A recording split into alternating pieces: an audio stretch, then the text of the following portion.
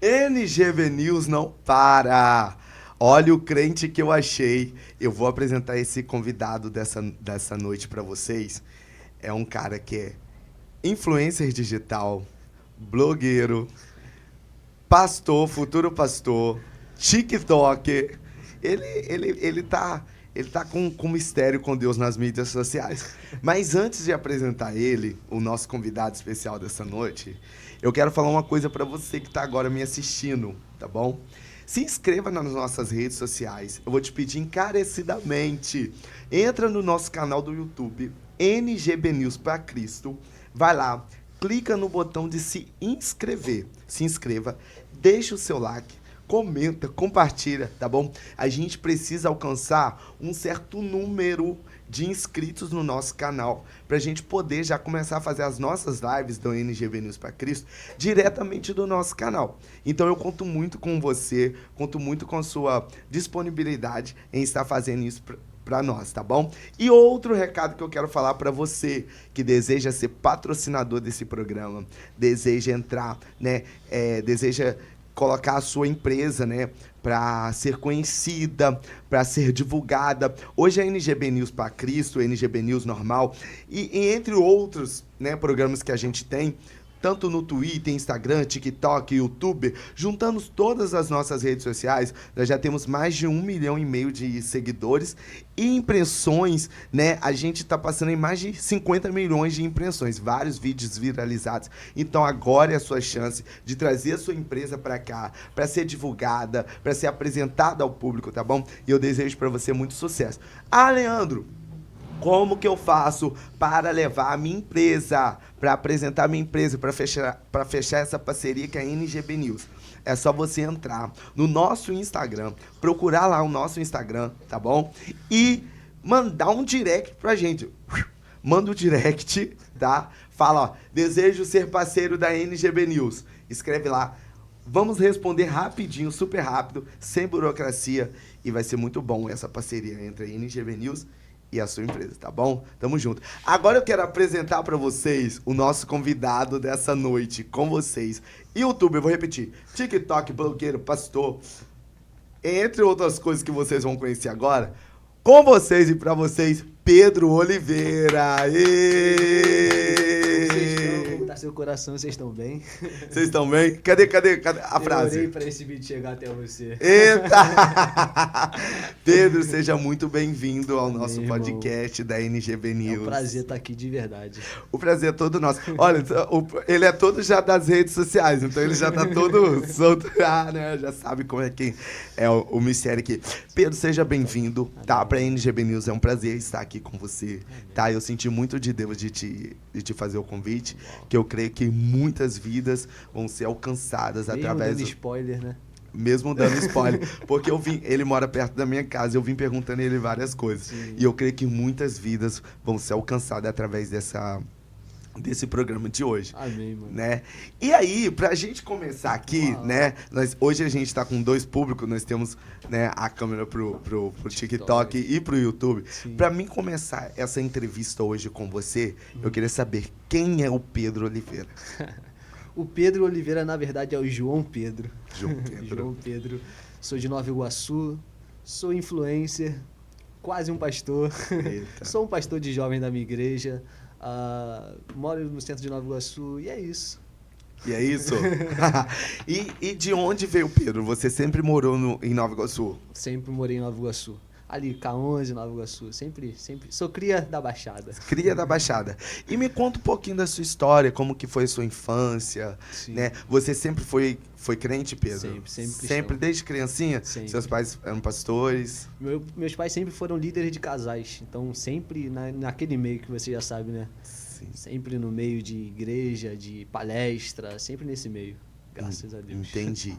E hoje, graças a Deus, né, Pedro, você tem alcançado várias vidas através das suas redes sociais, através das suas células, né? Sim. E daqui a pouco a gente vai falar um pouquinho sobre isso, que Pedro tá para São Paulo, Piauí, vários lugares levando, né, o projeto que Deus deu para ele, né? E eu queria saber como que foi a infância do Pedro Oliveira. Minha infância. Vamos lá. Cara, qual é o seu maior sonho? Quando você era pequeno, qual era o seu maior sonho? Sim, o meu maior sonho era ser pastor. Pastor. Cara, o maior sonho que eu tinha quando eu era uma criança era ter uma cama. Porque a minha infância foi uma infância bem complicada. Caraca. Bem complicada mesmo. A gente não tinha condições, a gente passava algumas necessidades. Então dormia eu, meu irmão e minha irmã no chão da sala, sabe? Nossa casa era pequena, então tinha o quarto do meu pai, a cozinha, o banheiro e a sala que era onde a gente dormia. Então quem era o Pedro na infância? Era um menino, brincava, ria, mas também tinha algumas pendências no meu coração e essa era uma delas, que a gente passava bastante dificuldade, bastante coisa. Então você cresceu nesse meio com muita dificuldade, Sim. escassez de alimento. Sim, sim. Foi o que eu te falei. A gente almoçava uma carnezinha que se chamava, não sei se você conhece, Aham. chinelão. Conhece o chinelão de frango? Sim, aquele empanado. Exatamente. É como se fosse um nugget bem, a gente cortava aquilo ali em várias partes e a gente almoçava, jantava, quando não tinha era arroz e feijão mesmo e é por isso que eu sou magrinho. E seus pais ali passando esse processo fiéis na obra? Nunca desistiram, nunca pararam. Eu acho que foi por isso que eu cheguei até aqui, de verdade. Se não fossem meus pais na minha vida, talvez eu não estaria aqui, sabe? Mas eles nunca pararam, nunca desistiram e sempre falaram pra mim, não importa o cenário que a gente esteja vivendo, continua tendo fé, porque Deus vai fazer. Não importa o tempo, Ele vai fazer, sabe? Entendi. E mesmo ali naquela escassez, né? Porque a minha história também é muito parecida com a sua. Meus pais também pastores, né? Passamos Sim, muito sim. aperto quando éramos mais novos, criança e tal. Mas eu queria saber do Pedro, como foi olhar para esse cenário? Porque o cenário qual você estava vivendo, Sim, vendo seus pais passar escassez, mesmo Sim. assim sendo fiel a Deus, sim, né? Seria tudo para ser ao contrário. Sim. O Pedro poderia buscar outros Sim. meios, né? Sim. Já que meu pai serve e está passando, você provavelmente buscaria outros meios, sim, com né? certeza. Que é o que aconteceu na minha casa, infelizmente. Meus irmãos buscaram outros meios, né? E eu queria saber como que foi lidar com essa situação e tal. Não foi fácil, de verdade não foi fácil. Eu confesso que eu tive momentos na minha vida em que eu pensei em desistir. Eu pensei, esse negócio de cristão não é real, sabe? Ou eles estão vivendo algo que não é real, ou então Deus não tem algo pra mim, sabe? Porque via pessoas ganhando coisas que eu queria ganhar, pessoas vivendo coisas que eu queria viver. Eu não tive um PlayStation quando eu era pequeno, sabe? Não tinha um videogame. E eu via meus primos, pessoas ao meu redor tendo coisas e eu pensava, será que Deus não existe ou que Ele não quer fazer algo pra mim, sabe? Talvez é isso que minha geração talvez esteja vivendo, sabe? A gente vive tempos difíceis e tem pessoas talvez que já estão passando há tanto tempo por um momento difícil e acha que acabou, é o fim. Só que não importa o cenário que você esteja vivendo, não importa como esteja a situação, Deus vai fazer. Deus não perde o controle. E eu passava por isso, eu ficava ansioso, eu ficava pensativo, eu pensava, ok, Deus ele não tem algo pra minha vida. Só que, sabe aquele ditado, filho de crente, crentinho é? Aham. Eu permanecia. E meus pais eles sempre falavam, permanece, cara, vai dar certo, o cenário vai mudar. E eu cresci nesse ambiente, vendo o cenário acontecendo e eu ficava, ok, vai acontecer, vai acontecer. E eu fui aprendendo firmemente a ter fé, sabe? Eu aprendi naquele cenário a ter fé. Natais em que a gente não tinha dinheiro e a provisão chegava na nossa casa, sabe? Max Steel. Conhece o Max Steel? Conheço Max Steel. Um bonequinho. Meu sonho era ter um Max Steel. Ganhava Max Steel das minhas tias, sabe? Então é muito interessante louvar a Deus nos mínimos detalhes. Existem vezes que a gente quer alguma coisa de Deus e não chega, só que a gente não glorifica a Deus pelas coisas pequenas que a gente tem. Uau.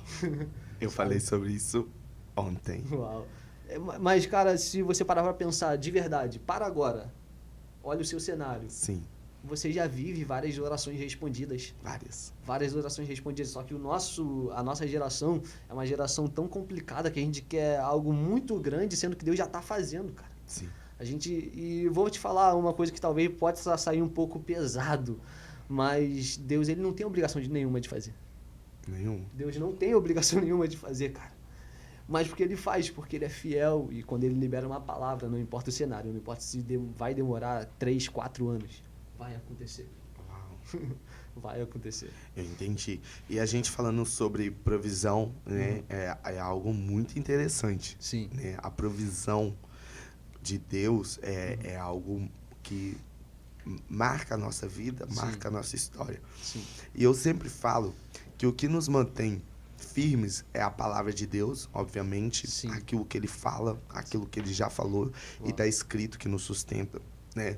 E as promessas que ainda vão acontecer, que é o que Sim. ele falou que vai acontecer. Sim. E eu queria saber de você, dentro dessas experiências de provisão, qual foi a sua maior experiência que você teve com Deus na área de provisão? De provisão. Já que você cresceu num lar com escassez, que não tinha o que comer, não tinha um quarto para dormir, qual foi sua maior experiência? Assim, pegando lá de trás até o Pedro hoje. Vamos pegar um pouquinho lá de trás, então. Pode ser. Quando eu estava passando por esse momento difícil, onde a gente não tinha uma condição financeira boa, meu pai infartou. Meu pai infartou. E você, não sei se você sabe como é um cenário de uma pessoa que infarta. Sim. Ela tem que comer uma dieta regrada, ela tem que comer coisas bem regradas. E quando meu pai infartou, foi bem difícil, porque meu pai ele era aquele que dava provisão para nossa casa. Uau. Meu pai era aquele que mandava o dinheiro para nossa casa, sabe? Quando meu pai infarta, eu confesso para você que eu pensei, acabou. Eu pensei de verdade, eu pensei, é o fim. E eu lembro que tem uma música do William Nascimento que diz: quem disse que a história terminou, a última palavra é a que vem do céu. Eu lembro que essa música ela ficou muito no meu coração. A última palavra é a que vem do céu. A última palavra é a que vem do céu. Mas a pergunta que eu me fazia, Leandro, talvez possa parecer um pouco pesada, é que eu perguntava: ok, Deus, a última palavra é a que vem do céu. Mas como no cenário que eu estou vivendo? Porque a palavra chega para outras pessoas e não chega para mim. Eu me perguntava muito isso. A última palavra é a que vem do céu? Ok, porque todo mundo tem dinheiro para sair e comer um lanche e eu não tenho, sabe? Eram cenários bem difíceis que a gente passava. E o que mais me deixava pensativo e eu fazia a pergunta para Deus era essa. Ok, provisão, ok, todo mundo fala sobre isso, que deva fazer. Por que não faz para minha casa? Porque a minha casa não tem um cenário onde a gente tem um carro da hora, sabe? Porque a minha casa não tem um carro da hora. Porque a gente não tem a roupa do ano, sabe? Onde todo mundo tênis da Adidas, da Nike. Eu me fazia essa pergunta. E aí quando meu pai ele infarta, o médico chega com essa dieta pro meu pai e fala assim: olha, tem que seguir essa dieta. E lá na sua casa vocês não viam esse tipo de alimento? Não, era hoje raro. em dia, eu não sei se você conhece, você já ouviu falar disso, mas hoje em dia eu tenho toque de hortifruti. Porque hoje em dia eu tenho dinheiro para entrar dentro de um hortifruti e comprar uma ameixa. Eu tenho um toque de feira. Uau! Porque eu catava lavagem com meu pai na feira. Uau. Pra tratar dos porcos porque a gente era caseiro de uma fazenda. E para alimentar os porcos, a gente tinha que catar a lavagem pra gente poder morar. Filho pródigo. Sim, a gente levava tem fruta podre, toma, aquela coisa toda. Eu imagino. E, tipo, era tão escasso a alimentação. Por exemplo, a gente pegava uma maçã, metade podre e metade boa, cortava a parte podre, jogava pros porcos, pegava a parte boa. Então, eu sei muito bem que você tá falando de hortifruti.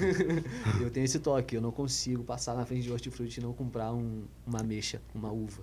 Eu como uma caixa de uva sozinho, cara. Sozinho. Por quê? Porque antes eu olhava e não podia comprar, sabe? Então, quando eu apresento essa dieta pro meu pai, aí a gente chega em casa. Meu pai ele teve a alta, né, do hospital na quarta. No sábado chegou um rapaz lá, o mesmo cenário. Bateram na nossa porta, minha mãe já veio correndo, tira as coxas do chão, aí a gente foi tirando a coxa do chão e quando abriu a porta era um homem, Fábio, nunca vou esquecer.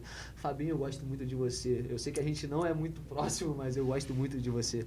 O Fabão, ele trouxe uma bolsa, 2 bolsas, cheio de fruta e verdura.